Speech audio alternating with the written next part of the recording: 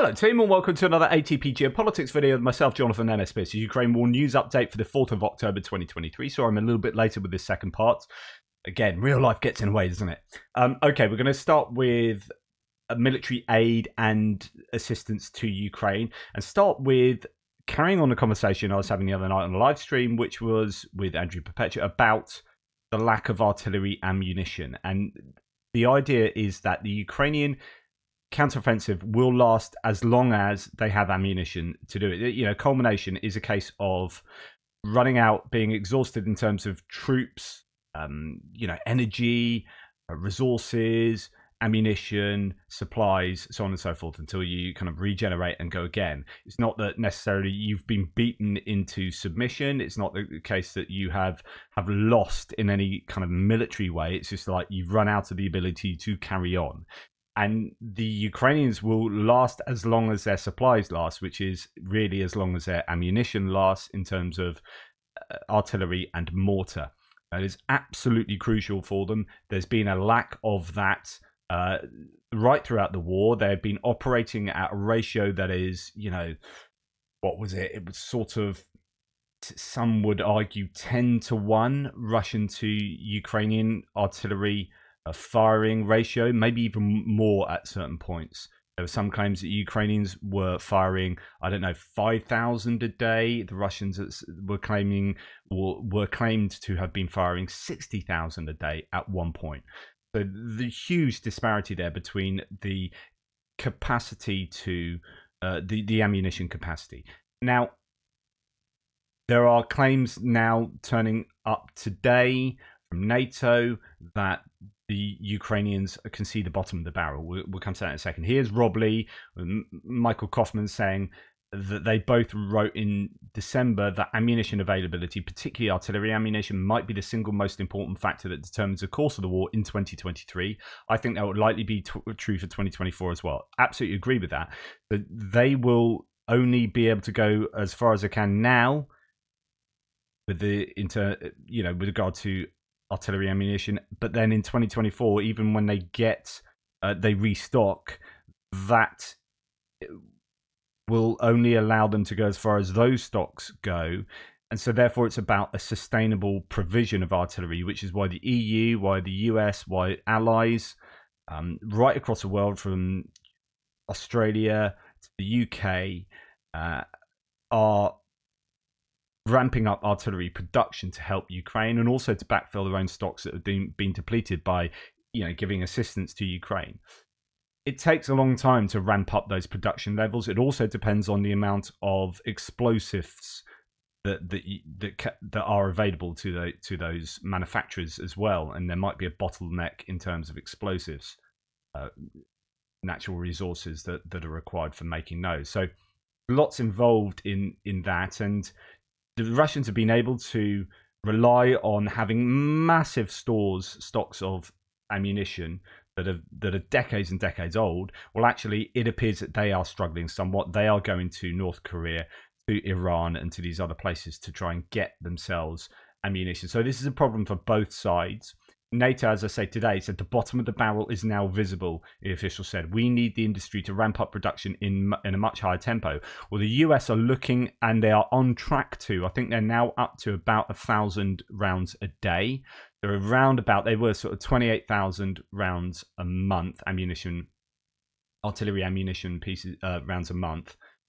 Shells, that's the word I was looking for. And they are hoping to get to 80,000 shells by the end of next year.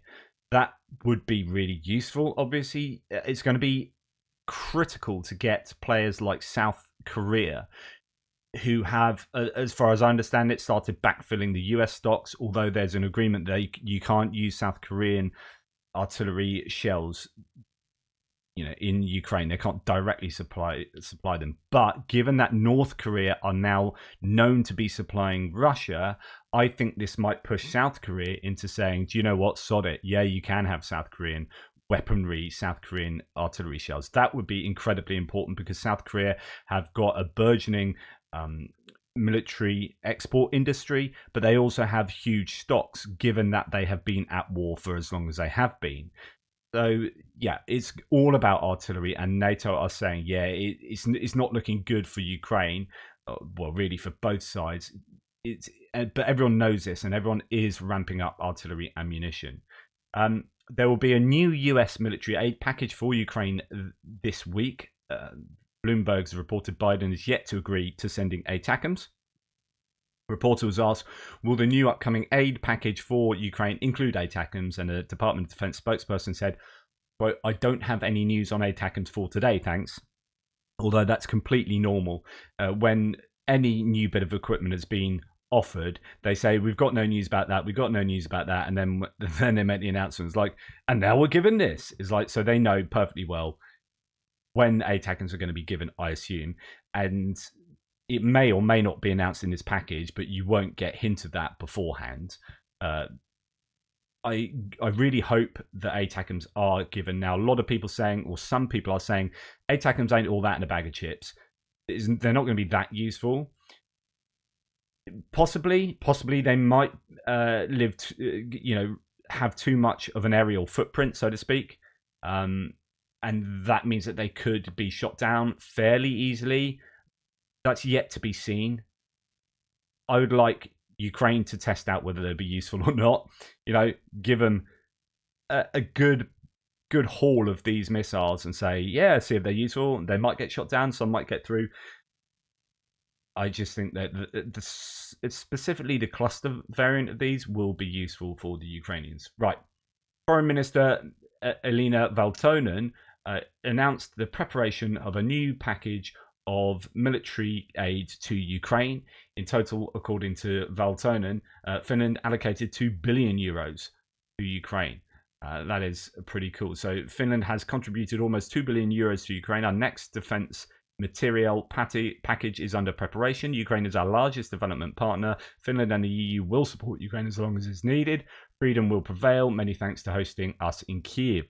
Now, this is obviously the usefulness of the foreign ministers meeting Kyiv, and that allows those personal relationships to be forged, and it allows things to be achieved, very concrete things to be achieved, as you can see there. Now, Ukraine was under a lot of pressure in terms of its energy infrastructure last autumn and winter, where waves of cruise missiles and Shahed drones were sent into Ukraine. We have not seen the likes since in terms of the number of missiles and drones. And in fact, I've got an extra segment to do on that. The numbers were at their peak last year, and we haven't seen it since. And that has brought about theories that stockpiles for the Russians in terms of cruise missiles are running low and have been for some time. They still make them, but they can't replace them at the rates that they were using them back then. So you had at some point like 130, I think, might be the record of aerial munitions sent across into Ukraine, and now you're looking at sort of 40 being the top that they seem to send at the moment. That is obviously considerably less. Considerably fewer cruise missiles and Shahed drones are sent at any one time, and possibly also going more towards the drones than the cruise missiles. So the numbers of drones being sent over is still fairly high, but the cruise missiles is the one that's dropped down. So Ukraine, anyway, with regard to that, Ukraine keeps some transformer stocks abroad in anticipation of possible Russian shelling, according to The Economist. So 100 new high-voltage transformers have been ordered, half of which will be produced domestically and half produced abroad, the newspaper adds. The Economist writes that the foreign transformers will be stored in Poland and Romania until they are needed. That's really important because these are NATO nations. They won't be targeted, and they can store what Ukraine needs, and Ukraine can dip into them when they're needed, rather than keep them in Ukraine and those being bona fide targets for the Russians. Right. The Swiss company Global Clearance Solutions handed over the first of the 4 GCS 200 demining machines ordered. We know that is it 100 million Swiss francs the Swiss have said that they are given for humanitarian demining needs. I presume this is part of that package. That's going to be really useful. They look like they are remotely controlled vehicles. They look pretty cool, and yeah, good stuff to get those into Ukraine. Right, Antonov, so that's the air manufacturer, the airplane manufacturer that produces those massive cargo planes, has agreed with a French company, Turgis Gaillard, on the production of the Arok Mal UAV in Ukraine. So the agreement was concluded last week during a visit of French Defense Minister Sébastien Lecornu to Kiev. Now, as I understand it, this will be a cheaper variant of this Mal drone that will be constructed within Ukraine, and that is really good. It's good to get foreign involvement, foreign investment. It means there's a sustainable production of equipment that Ukraine really need. The question, as ever with these announcements, is how soon can a completed one of these get in the air? You know? So yeah, some criticism here of Antonov, but some saying that it's really good news, so on and so forth. Right. Here we have the Ukrainians training at a US Army base in Germany. Quite a lot of equipment. I was wondering from this kind of footage whether this equipment is Ukrainian equipment or equipment they're just training on. Will it ever see the front line, or is this sort of stuff in another country that they can't eventually tap into? But of course, if they use it, then they'll need something else to train on. The training is a continual process. So anyway, good news that training continues for the Ukrainians. Terje Ozerberg, one of my viewers, was talking about how there should be reservists just trained up in Ukraine. Young reservists should be trained up, 10,000 at a time, training them. You don't have to send them to the front line. You just train them up and then send them back to their jobs, and then they get kind of refresher training once every 2 months or something. And then when they're needed, there's your you can tap into that mobilization. It's ready there for you. I thought that's a pretty good idea, something like that. Anyway, two types of counter drone jammers for the Ukrainians. The devices are designed for installation on vehicles. I've seen similar things that are turning up on the front line on Russian tanks.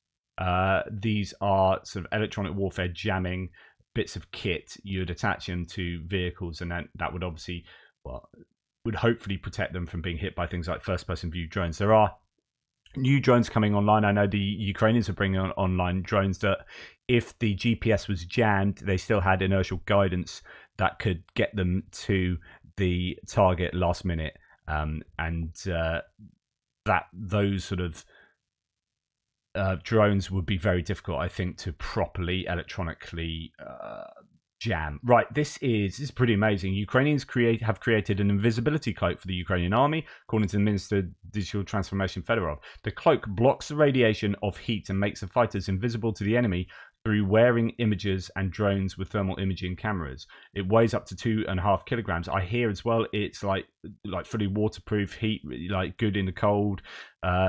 These are pretty clever bits of kit by the looks of it. We saw the optic invisibility shield that's designed by the British, although that still be at the prototype stage.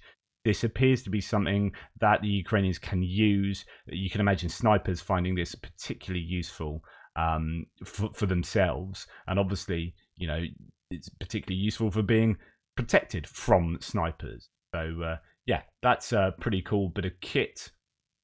Pretty cool. That's a bit of a pun there, because they are indeed thermal blankets. Pew, cool.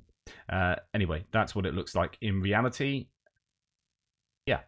So Hungary has offered, that's very kind of them, I think that's the wrong word. Hungary have suggested reducing the EU aid package for Ukraine.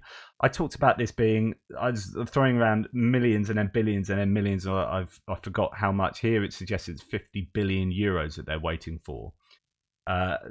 So Orban's government has proposed halving the European Union's proposed 50 billion euro package for Ukraine.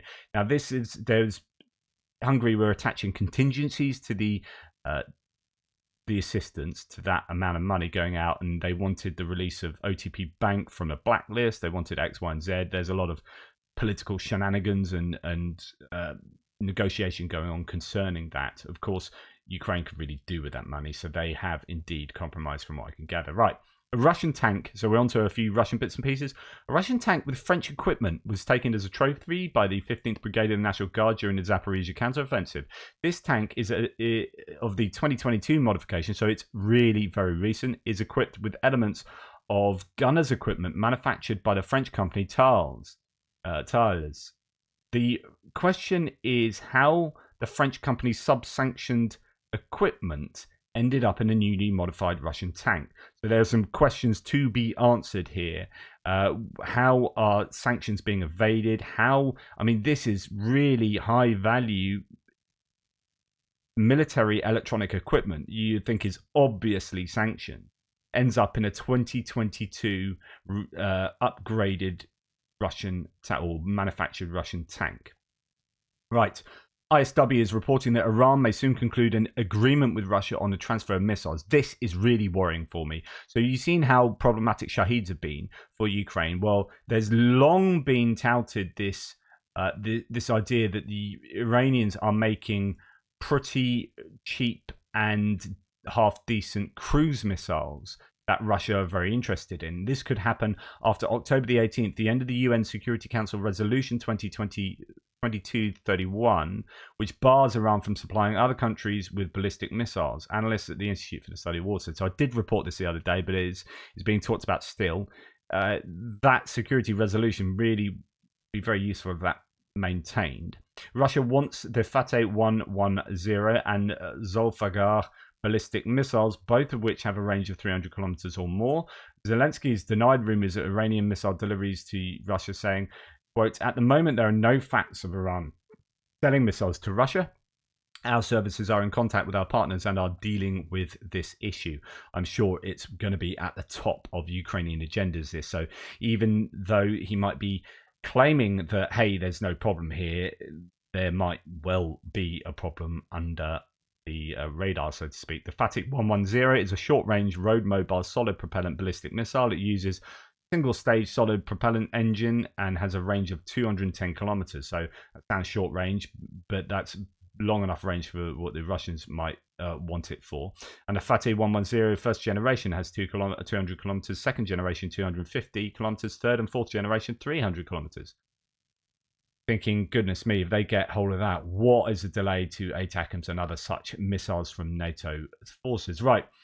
Now, with regard to Russian military aid in the sense of, mobilization, Shoigu, the defense minister, says he is satisfied with the amount of fresh human resource, says Dmitry from War Translated, at his disposal, and more are coming every month voluntarily. This is not surprising, as a country that can offer a salary of $300 per month on average has heaps of desperate people who are ready to kill and die to feed their families. Having said that, he could have pulled this number out of his bottom anyway. Nice. But don't be fooled thinking the mobilization is not coming. It definitely is on the cards. I believe, he says, it would have already happened if it wasn't for Prigozhin's March of Justice, which scared the Kremlin loony scared them a lot.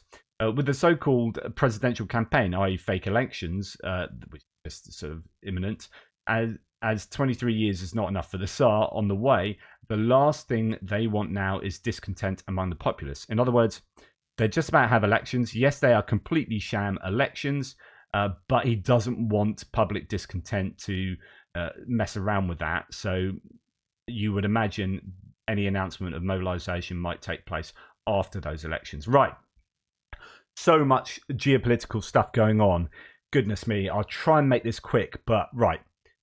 We're going to go back to America. We're going to go to Kevin McCarthy, who was the House Majority Speaker, the House of Representatives, for the Republicans, who have not a massive majority, a kind of slim majority in the House of Representatives. Now, Kevin McCarthy, when he became Speaker again, had to go through 15 rounds of voting before he got in, and he was having to do compromises with the hard right in his own party in order to get that position. In particular, people like Matt Gaetz, who is Matt Gaetz himself is a bit of an issue. So, as even the Daily Mail online says, Matt Gaetz furiously denies moving against Kevin McCarthy for not stopping ethics investigation into him over illicit drug use, sexual misconduct. So there's sex trafficking accusations against Matt Gaetz. He's not I despise Matt Gaetz. He's not a nice human being, and misuse of campaign funds. So he is not only, in my opinion, not a nice person, but he's also on the receiving end of a lot of allegations.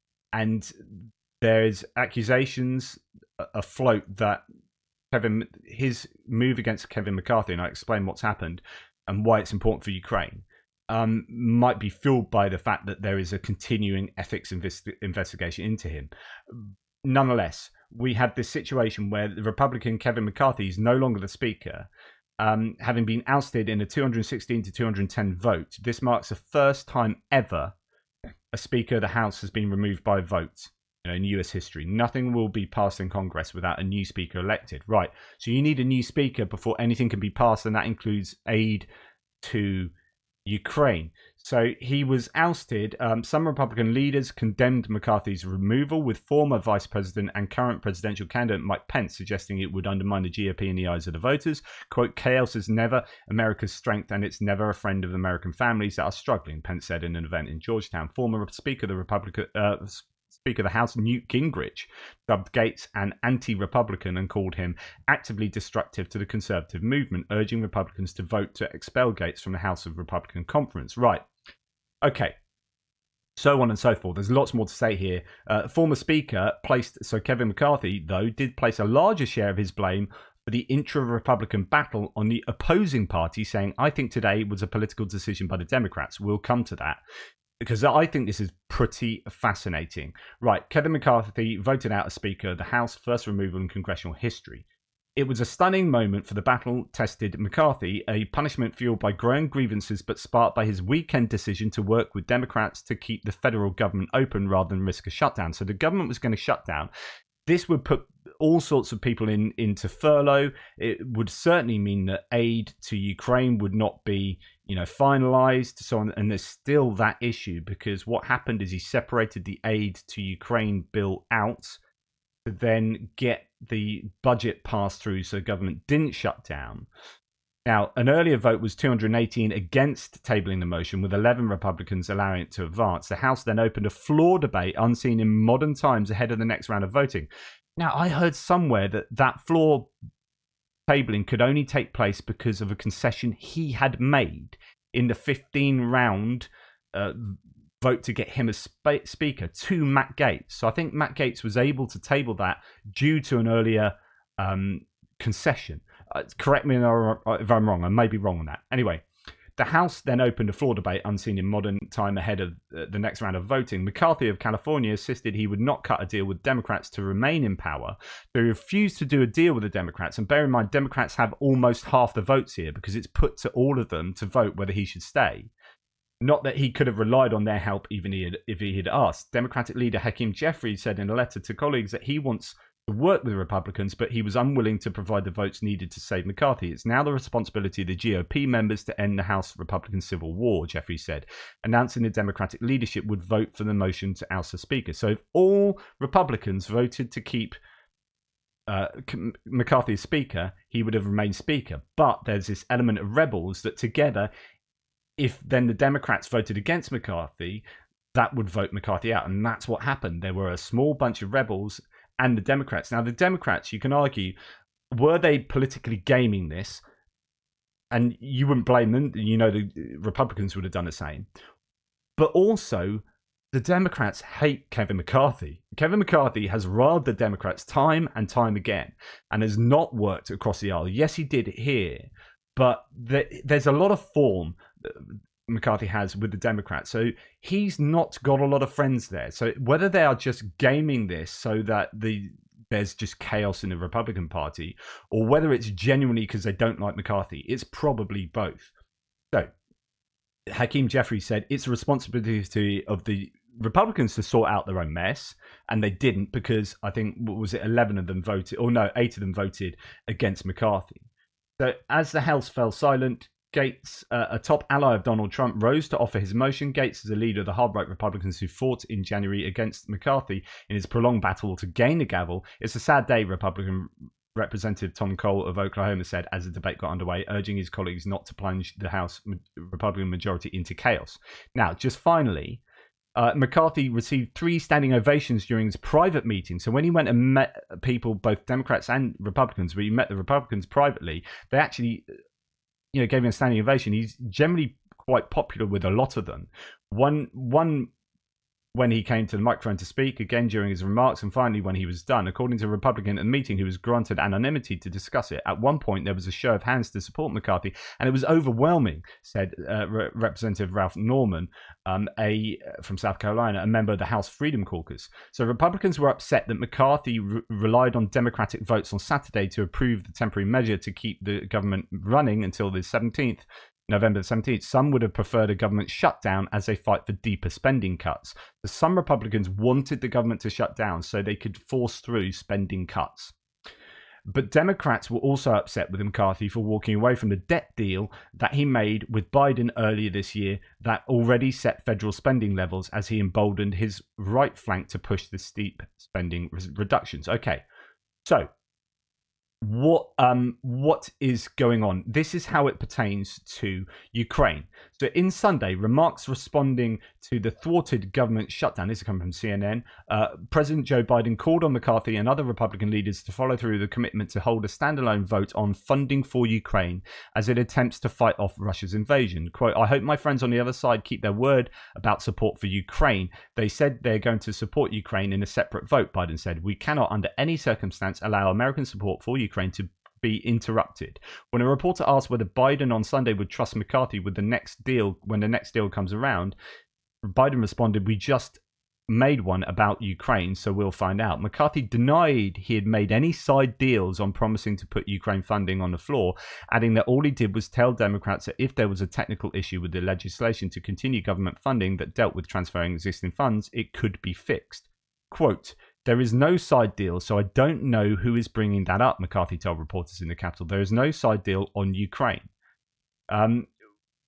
White House Press Secretary Karine Jean-Pierre repeatedly would not specify any details beyond what Biden had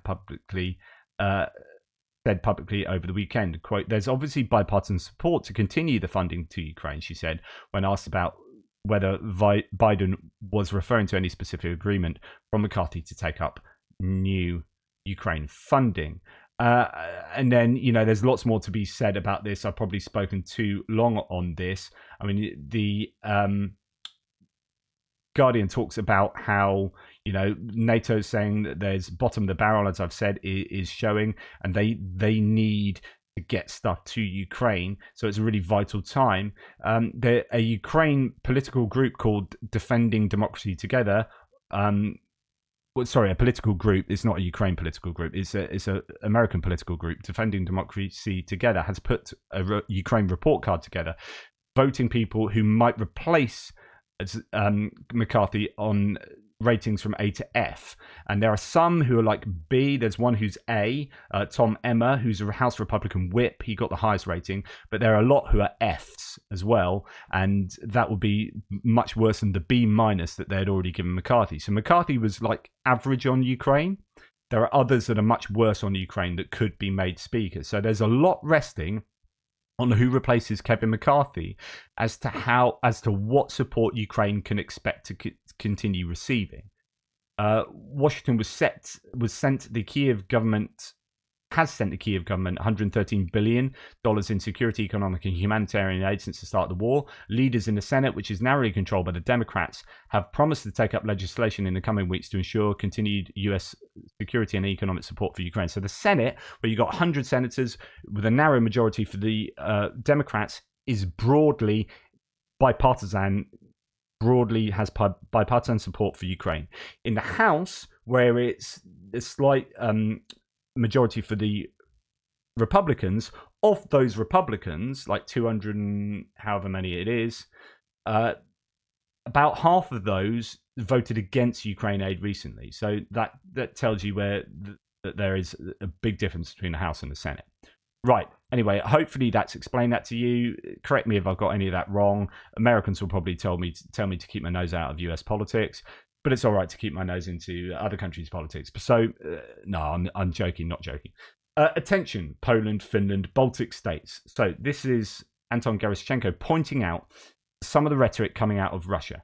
So-called head of Zaporizhia region. So this is a politician in charge of an annexed region of Ukraine, Yevgeny Balitsky, discusses his plans to return the subjects of the Russian Federation with the quote force of Russian weapons. This is absolutely incredible, and this is where you have to listen other those Americans or Europeans who are anti-aid to Ukraine. This is what a genuine Russian politician, administrative official is saying. The Russian Empire, when it staggered after the Bolshevik coup, the October Revolution, and took he says, different path of development, lost a lot of its subjects. I'm not talking about lands now, that goes without saying. Warsaw, Helsinki, Revel, Liepaja, and the Baltics, these are all our lands and our people live there, he says. We have to correct it, and now that they have been made a wordless herd, trembling creatures, and we will change it by force of Russian arms. I do not believe in any diplomacy in this case. He is advocating invading the Baltics. Perhaps diplomacy should always exist, but I believe that we can get it back only with the power of the Russian arms to return our people, our subjects of the Russian Empire then, and of the Russian Federation now, so that the whole world does not turn into Sodom and Gomorrah, which is currently taking place in Europe. It's so important that you might think this is some fringe nut job, but this is a Russian administrative official, a politician, in charge of a whole Russian territory, as according to the Russians, an annexed Ukrainian territory, as according to everyone else, advocating invading former Soviet parts of the Soviet Empire, if you like, the Soviet Union, Poland, the Baltics, Finland, literally saying those countries should be invaded and diplomacy is off the cards. They should be invaded by force with arms. Lithuania has opened a corridor for the transit of Ukrainian grain to the ports of the Baltic states. It was announced by Lithuanian Foreign Minister Gabrielius Landsbergis. So that's really good that if you can't get grain out via the Black Sea, although they are trying to do that, 3 ports are now actively taking ships and they're hugging the coast all the way out to the Bosphorus Straits into the Mediterranean. But there's now another option out by the Baltics via the Baltic Sea and out into the North Sea, so on and so forth. That will give another option. You know, you've got the Danube, you've got land routes to get to the Baltics, you've got all these options for grain to get out of Ukraine, and hopefully together it means that the world can be supplied with food. Right, remaining with the Baltics, and this is not so great, an international consortium of journalists has analysed close to 300 Estonian-registered crypto companies and discovered dozens of crimes, massive scale fraud, money laundering, sanctions and evasion, and illicit financing of organisations such as the Wagner Group. This is really bad. However, I don't know that they are particularly Estonian companies. They're crypto companies, or they're registered, but where are they, who are they, shell companies, all this kind of stuff.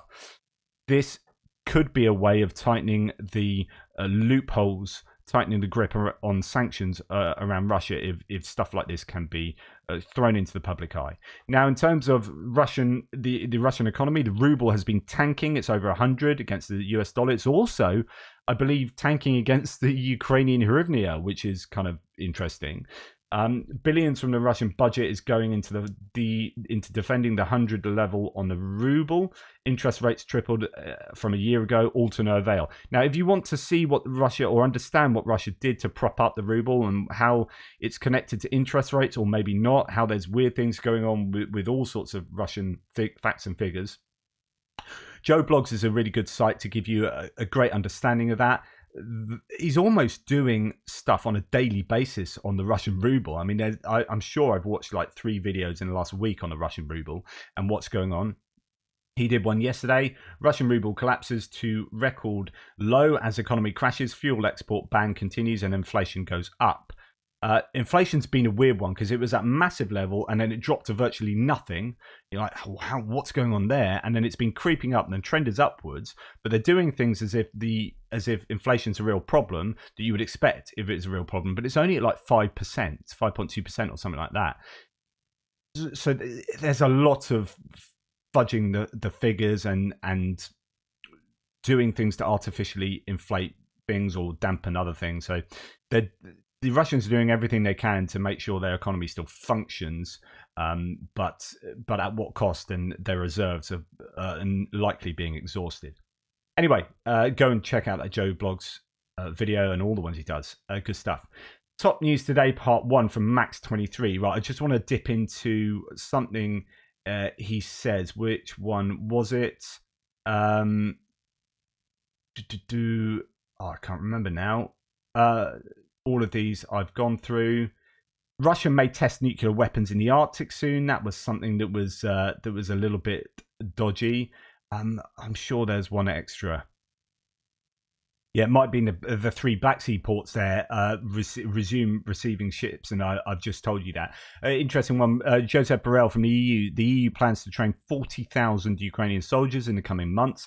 That would be super useful indeed. Anyway, moving on. European Parliament has approved the revision of the EU budget for 2021 to 27, which includes provisions on the creation of a special Ukrainian fund on 50 billion euros. The decision was approved with 393 votes in favour, 136 against and 92 abstentions. I wonder what the trend line has been for pro-Ukrainian voting in the EU and whether we have seen fewer votes for pro-EU as, say, there's a growing movement in the EU of nations like Slovakia with Robert Fico getting in charge and so on and so forth, or whether that stayed fairly consistent. I don't know if anyone can let me know where the trend lines go with that, and how bad is 393 to 136. That looks fairly healthy still in terms of pro-Ukrainian support within Europe. So good stuff there, I guess. EU Council President Charles Michel supports Ukraine's accession to the EU by 2030. That sounds like a long way off, but actually that's, that is chivying it along fairly nicely considering how many hoops nations have to jump through. I mean, there have been nations that have been waiting to get into the EU for longer than that, right? He told Spiegel in an interview that he demanded that the EU speed up decision-making processes. At the same time, he emphasised there would be no political discounts, neither for Ukraine nor for the other EU accession candidates. So you also don't want to annoy countries that have been waiting longer than Ukraine, but if Ukraine gets to leapfrog over them just because of kind of political will rather than actually achieving milestones, that might annoy people. And finally, H&M has reopened stores in Ukraine, so this is great, getting Ukraine back on its feet and operating as a functioning economy. The brand will open 6 stores by the end of November, beginning with December in the Kiev shopping centres and in Lviv. Obviously, this is quite important. It's not just, oh, that's nice, but actually these guys would be doing risk assessments. Okay, they're not going to be investing in Kiev if they think that we've seen shopping malls get hammered in missile attacks in Kyiv, right, over the course of the war. What this tells you is that H&M, like insurers and risk managers, are happy enough that the air defense systems are in place in Kyiv to keep them safe. So actually, a piece of news like this can tell you much more than what you think it might on face value. That is good news going forward. If you've got corporations saying, yeah, we'll put a new shop in or reopen old stores or whatever in Kiev and in Lviv, that means they are fairly confident that those are safe places to operate. And that means that the air defences are good. Right, on the other hand, BBC reporting that Burger King is still open as usual in Russia. Burger King, quote, remains open as usual in Russia despite the US fast food chain claiming at the start of the full-scale invasion of Ukraine that it would exit the country. Burger King is a subsidiary of the Canadian-American multinational company Restaurant Brands International, RBI, which owns a 15% stake in Burger King's franchise business in Russia. I mean, it does get difficult when you get franchises because you say, right, you need to close, and then they say, no, we're not going to do that. And then it's like legal wranglings in how to achieve that. So yeah, that's the situation. Anyway, thanks for watching. That's an awful lot of content again. Stuff just keeps happening. There's so much in the news at the moment. You please watch me on 1.5 times speed. I'm so much better. And my ums and ahs, just you glide over them like a pro ice skater over an Olympic ice rink. Anyway, take care. Speak soon.